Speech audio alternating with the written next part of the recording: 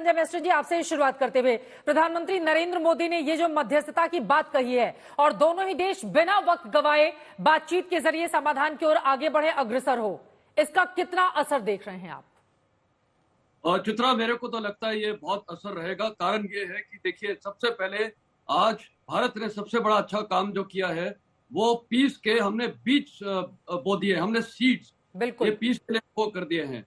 और मेरे को लगता है अब ये एक सही डायरेक्शन दिया है प्रधानमंत्री जी ने, और उन्होंने बोला भी है कि भारत इसमें हर तरह से सारे काम करना चाहेगा। तो मेरे को लगता है अभी हिंदुस्तान एक ग्लोबल कंसेंसस की ओर बढ़ेगा।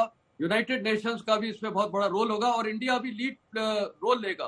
तो ये बहुत बड़ी अहमियत वाली बात है। और मैं याद दिला दूं, कोरिया का लड़ाई जब हुई थी 1953 में, उस साल 1951 में हमारे जो वाइस प्रेसिडेंट थे राधा कृष्णा जी, वो गए थे। और वहाँ जो एम्बेसडर है, वहां पर भी हमने ग्लोबल कंसेंसस कराया था। और कोरिया वॉर की जो ये कंसेंसस हमने किया था, 18 महीने लगे थे वो वॉर को रोकने के लिए। तो मैं इसका उदाहरण इसलिए दे रहा हूं क्योंकि ये जो आज हमने बीज बोया है इसमें समय लगेगा।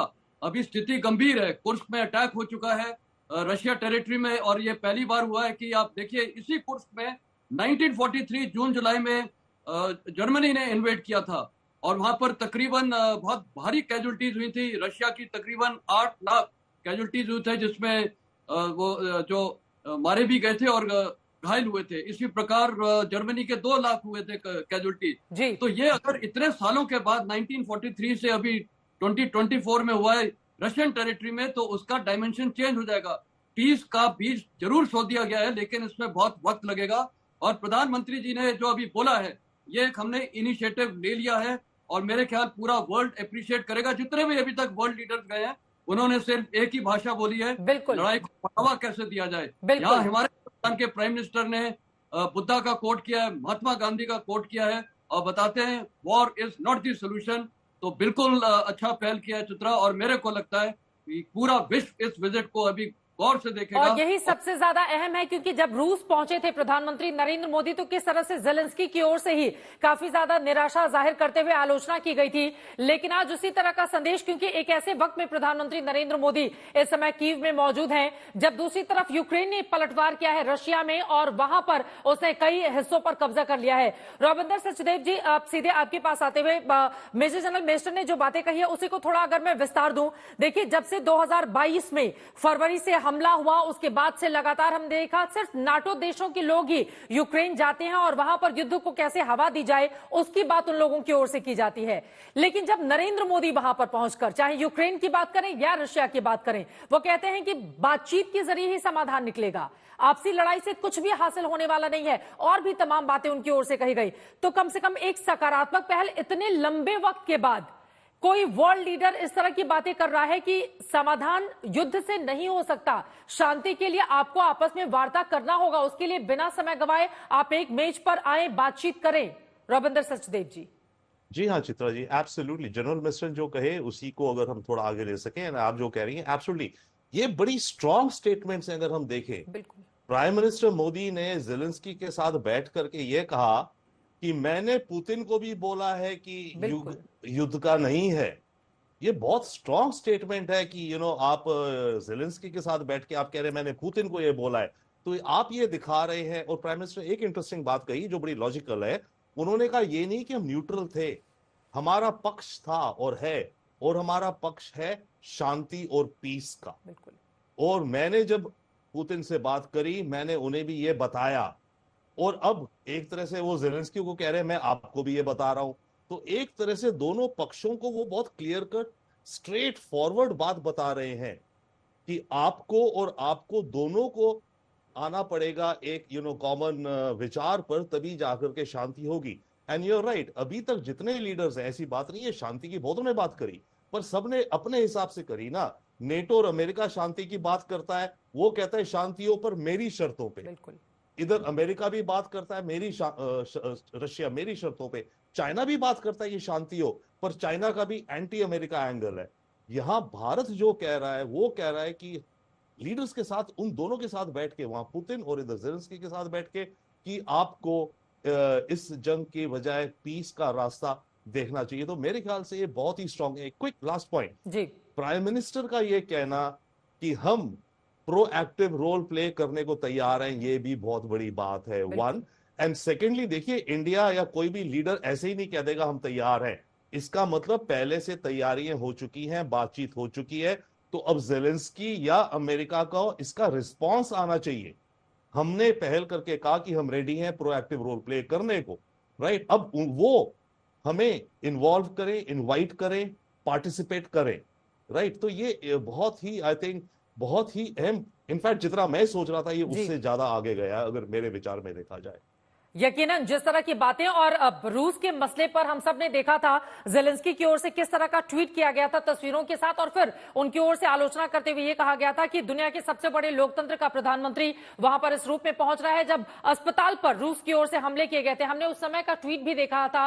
और आज जब रूस की बात करते हुए खुद प्रधानमंत्री नरेंद्र मोदी ज़ेलेंस्की को समझाने की कोशिश करते हैं कि युद्ध किसी भी समस्या का समाधान नहीं हो सकता, तो ये बातें बड़ी हो जाती हैं। के शर्मा जी, अब सीधे आपके पास आते हुए, देखिए, इस बात को लेकर देश के भीतर तमाम तरह के सवाल खड़े किए जा सकते हैं, लेकिन तीसरी बार चुने जाने के बाद नरेंद्र मोदी की ताकत यकीनन पूरे विश्व में अगर हम देखें तो शायद ही कोई देश ऐसा हो जहां पर इस तरह की क्षमता के साथ इतने बड़े लोकतंत्र से चुना हुआ प्रधानमंत्री या फिर राष्ट्रपति कहीं भी दूसरे हिस्से में नहीं है।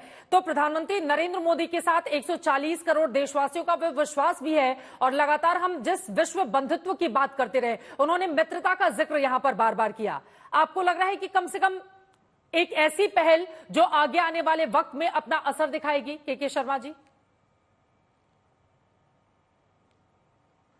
चित्रा जी, देखिए, 140 करोड़ भारतीयों का नेतृत्व कर रहे माननीय प्रधानमंत्री श्री नरेंद्र मोदी जी आज केवल देश के ही सबसे लोकप्रिय नहीं, पूरे विश्व के सबसे लोकप्रिय नेता हैं। और इसीलिए आज पुनः एक बार माननीय मोदी जी ने साबित किया है कि मोदी है तो मुमकिन है।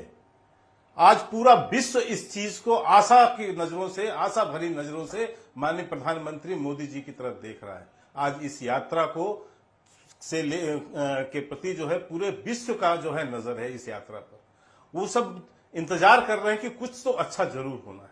और इस बात की गवाही मैं एक बात और कह दूं कि पिछले 2014 से 10 वर्षों के अंदर ये कोई अतिशयोक्ति नहीं होगी कि 2014 के बाद पूरे विश्व के जितने भी राष्ट्रीय अध्यक्षों ने यात्राएं की होंगी दूसरे देशों की, उनमें सबसे ऐतिहासिक यात्रा होगी तो वह माननीय प्रधानमंत्री मोदी जी की ये यूक्रेन यात्रा है, और इसके पहले 1 महीने पहले रूस की यात्रा है। और इस यात्रा से एक बात और स्पष्ट हुआ है, वहां नाटो के कई देश गए हैं, लेकिन नाटो के अलावा कोई पहला देश जो गया, जो राष्ट्राध्यक्ष गया, वो माननीय प्रधानमंत्री जी। बिल्कुल। आज पूरी विश्व की वर्ल्ड पॉलिसी के सेंटर पे यदि कोई व्यक्ति, केंद्र पर यदि कोई है तो वो प्रधानमंत्री मोदी जी है। आज पूरा विश्व उनको इस आशा भरी नजरों से उनको देख रहा है। इसीलिए संयुक्त राष्ट्र संघ के आज जो प्रवक्ता हैं, गुटरेसी के जो प्रवक्ता हैं, उन्होंने भी आज क्या कहा? उन्होंने कहा कि हमने बीते कुछ समय में कई बड़े देशों के नेताओं को कीव की यात्रा करते देखा है, हमें उम्मीद है कि यह यात्रा असर दिखाएगी। आज संयुक्त राष्ट्र संघ भी आशा भरी नजरों से माननीय प्रधानमंत्री नरेंद्र मोदी जी की ओर देख रहा है। और एक बात और बहुत महत्वपूर्ण है चित्रा जी, कि जब माननीय प्रधानमंत्री नरेंद्र मोदी जी कीव में है, यूक्रेन में है, हाँ, उसके पहले रूस ये घोषणा करता है, शांति, उस सीज फायर की घोषणा करता है कि 8 घंटे तक जब तक प्रधानमंत्री वहां रहेंगे युद्ध को रोका जाएगा। कितने बड़ा आप समझ सकते हैं कि किस तरह का प्रभाव, किस तरह की प्रतिष्ठा माननीय प्रधानमंत्री जी की आज विश्व पटल पर बनी हुई है। मुझे आज, मैं राजनीति की बात नहीं करना चाहता था, लेकिन मुझे आज कहना ही पड़ेगा। मैं इस पूरे चुनाव में 2024 में देख रहा था विपक्ष कितने नीचे स्तर तक जाकर हंसी उड़ा रहा था, जब इसी यूक्रेन से हजारों भारतीयों को, भारतीय छात्र छात्राओं को इस युद्ध को रुकवाकर उसमें से जो है माननीय प्रधान, जो वहां के हमारे विद्यार्थी थे, उनको बाहर लाया गया था। उसकी हंसी उड़ा रहे थे विपक्ष के लोग। आज अभी प्रधानमंत्री जी ने उसके लिए धन्यवाद ज्ञापित किया है।